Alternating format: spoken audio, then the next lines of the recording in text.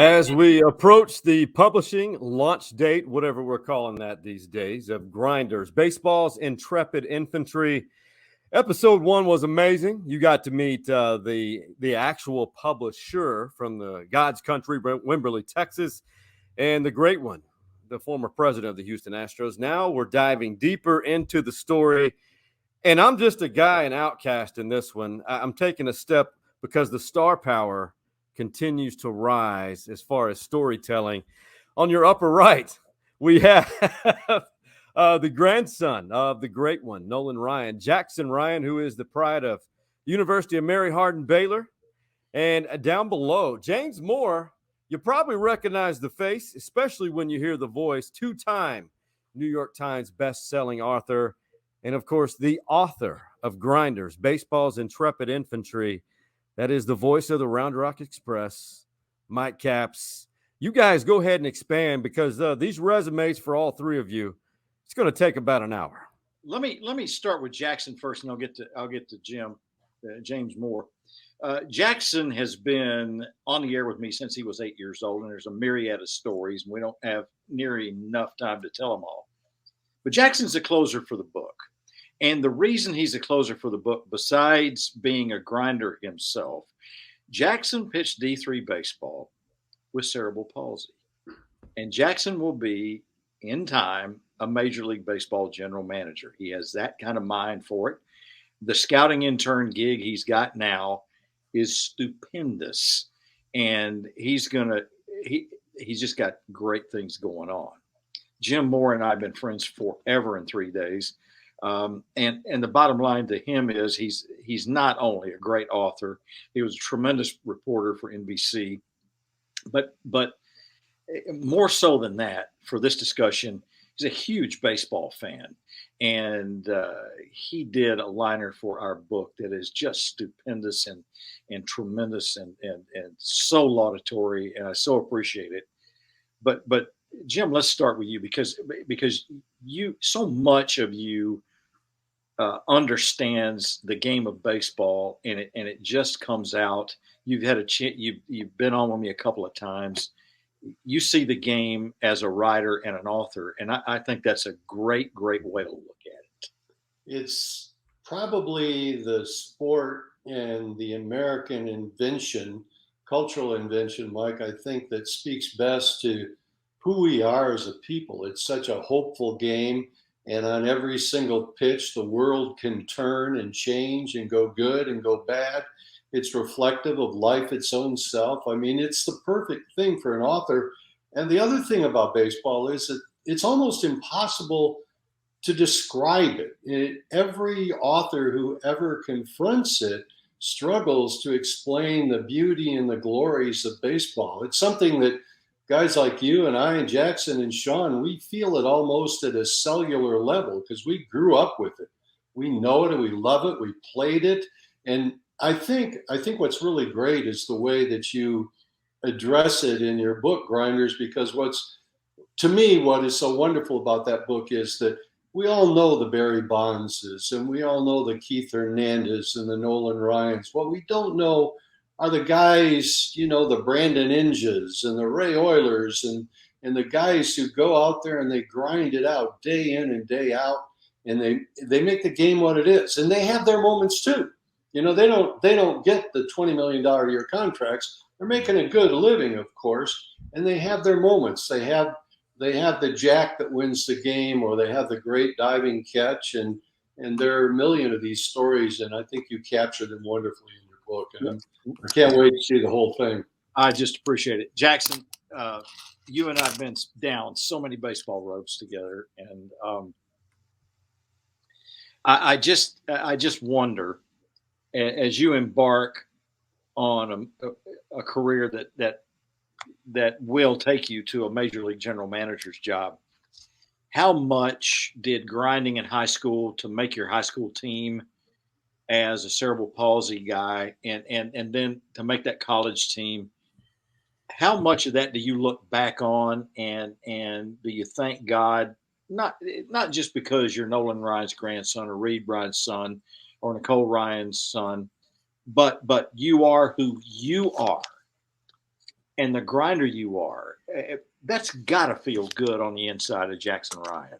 No, it does. It's first off, it starts with my parents, though. They gave me the ability to go out and play the game of baseball. They allowed me not to play, just in a local level, but have the opportunities to play select ball both in Round Rock and in Houston, as well as had the opportunity to play at Second Baptist High School under Lance Berkman and Andy Pettit and Rainer Noble. And then I got the opportunity to play at Mary Hardin Baylor. And, at the end of the day, it's a mindset. I want to be able to show kids with disabilities just because it looks weird or different doesn't mean you can't go out and achieve your goals and dreams. And it's really just a mindset of what you want to do in life and go out and do the best you can. How much of that are you going to take forward into? I got your KC on your cap there, and knowing so many people who are dear friends of mine in baseball who are in that organization, Dayton Moore on down to Gene Watson and Mike Jerschley and just on and on, great people. You got to feel fortunate that they picked up not only on the fact that you love baseball and it's in your heart and soul, but the fact that you're willing to grind it out day in and day out. That's those guys recognize that, don't they? Yeah, I mean, I'm very blessed. Gene Watson's been a great mentor for me, as well as many others, but I'm very fortunate to be around the Kansas City Royals organization from top down, starting with Dayton Moore to JJ Piccolo to Gene Watson and all the way down. And I'm be able to meet Dayton sometime soon, hopefully. And so I'm very lucky to be around a great organization that also cares about their people and cares internally about what they're doing and trying to ultimately win a world championship back in Kansas City. So I'm very lucky and fortunate, to say the least. Well, as we were able to discuss in the first chapter of this interlude we call Baseball's Intreprid Infantry, and we were talking about the publishing date. And Jim, you mentioned something about it. You're anxious to read it. We're talking about coming out about the All-Star break, which will give us a chance to use the second half of the season to push it and promote it. And I want both of you guys, I'm going to try to do book signings at 2 or 3 locations in and around the Austin area and out state. And I really want both of you there if you're available, because you both mean so much to me. Just saying that. At your service, Cappy. Say when and where. That's all it takes. Hey, Jackson, what's your favorite pizza? Pepperoni. But I'm not. Well, that's not what I'm asking. You're talking about from the Round Rock days of I'll go ahead and tell the story real quick. So I believe it was Papa John's or something, one of the sponsors when I was real little. And what happened is my favorite pizza was Domino's back in the day, because that's what we used to get, being in Georgetown and Round Rock, and we'd order it. And so on the air, I'm probably 10, 11, 12. And Cappy tries to set it up for, a good sponsorship deal. And, I blow it and I say, yeah, I like Domino's. And before you know it, my dad comes around and, pulls me aside. And I didn't understand, at 10 years old, what sponsorships meant, especially in minor league baseball within an organization. And so, yeah, that's where that came from. I love the story. I read it in Mike's book. He shared one of the chapters with me. I just love that story. You got to understand about Jackson too, because by the time he was able to get around, he would race up and down the corridors of the ballpark. He was in the press box, and I kept telling myself at some point I need to put this kid on the air. And by the time he was 8, I said, hey, how would you like to do some color on radio? Well, my heavens, he was ready to go and do that. And the bottom line to that was, Reed was a little bit antsy about it. He said, you sure you want to do that? I said, no, I'm positive I want to do it. And I'm telling you, he was a hit with the fans. He's still a hit with the fans. And the bottom line to Jackson Ryan is, if he's watching a baseball game and you're a player and you're at the AAA level, half a step or a step away from the big leagues, and you pull a stupid stunt, you better be expecting to get called out, and people all around you will make sure that you find out that there's a guy up there that knows what he's talking about, and he's going to take you to task. So that's the way it is with him. Mike, you and I spent our lives as professional broadcasters. Can you imagine being on the air at age 8? I mean, when I was in my 20s, the first time I went on, I think my voice was cracking with nerves. Yeah. Much less doing it at age 8, for crying out loud. Yeah. Well, but see, his whole stage and his whole life has been. It started at Dell Diamond and it's expanded its horizons past that, all the way to big league parks, and now.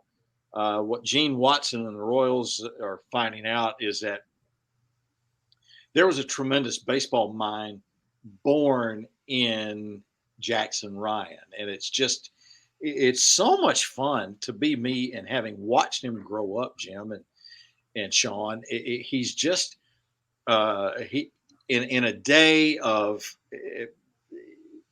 political correctness and almost silliness, and especially in our industry in baseball, to hear somebody tell the truth and really have studied and seen and paid attention and really put the pieces of the puzzle together. That's so much fun, and that's to your credit, Jackson. Who could have thought that baseball was communicated via DNA? Well, he's got DNA, but he's way over and above the DNA of his dad and his grandpa in terms of knowing the game, huh? Knowing the game, but we're talking about a kid here. I'm bragging on you, Jackson, if you didn't know, who can break it down, pitch by pitch, play by play, and I'll bet you, Jackson, and jump in here on this conversation. I'll bet you, if you watched a AAA game, Major League game, doesn't make any difference. I'll bet you could go back through the first 4 innings of play-by-play and talk about what pitch was made, what guy did what. I'd be willing to bet that. I mean, I would say yes, because I've grown up in the game my entire life. You just get to that point where you're just used to it, or you're thinking ahead. Well, we've got a runner at, first and third. It's the 7th inning with 1 out. You have a righty on righty. Why are we not trying to hit the ball the other way to the outfield to score the run? That type of thing. Or you'll look at it from a pitching perspective. It's, let's say a runner at, same scenario, first and third, 1 out with a left-hander, back a left-hander, right-hander, left-hander. You're going to bring in a lefty on lefty. You're going to get that guy out back in the day, and then you're going to bring in a righty. Now you can't do that with the 3-pitcher minimum, but that kind of things, because that's the game within the game. And the difference, baseball is like chess. It's like moving parts, and you're always thinking ahead. And those managers and bench coaches and pitching coaches are all there along the way doing the exact same thing. Jackson, I was going to ask this for everybody, actually. I know this is probably a deep word to use as far as relation to baseball, but Jackson, regardless of your last name, you have become the baseball player that you were through osmosis, through being around the grinders mentality, being around ballparks. Do you feel like that's too much of a dig for me to going too deep, or in relation to this story, when you're around ballparks and there's expectations amongst the people who are around the game that you surrounded yourself with, is that truly part of what made you as a baseball player as well? I think my dad said it best to me. You got to go be yourself. You can't be Reed Ryan. You can't be Nolan Ryan. You got to be Jackson Ryan. And I'll explain my glove real quick. So I had 2 wristbands on. I had Velcro inside my glove. I would put it on backwards, and then I would rip it off. It just became second nature to me after a while. And then once I got to college, I had a helmet hat just in case, a line driver would come back at me. But it comes back to a mindset and to my parents really saying, hey, you know what? You got to go out and do what you want to do in life. And you got to figure out, okay, these are the situations. This is what's going to happen. What are the consequences within that? And how do you grow as a person? Because at the end of the day, it's about getting to heaven and ultimately trying to be with our Lord and Savior. So if you treat people right and you do things the right way, then good things are going to happen. Well, that's wow. Pretty good way to close it. And that's why one of the reasons I picked him as the closer for the book. And That I'm was gonna a solid choice. I'm going to tell off for you guys. I really appreciate the walk each and every one of you take every day. You're heroes of mine in so many ways. And Jim, thanks for being on. Jackson, Absolutely, bud.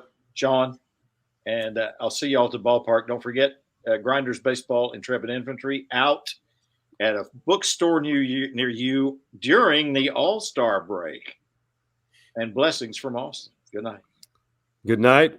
And be sure to share this episode on all of your social media platforms as we count down to the publishing date, and share it with all of your baseball friends Absolutely. and family. For all of you guys, man, it's been a pleasure. We are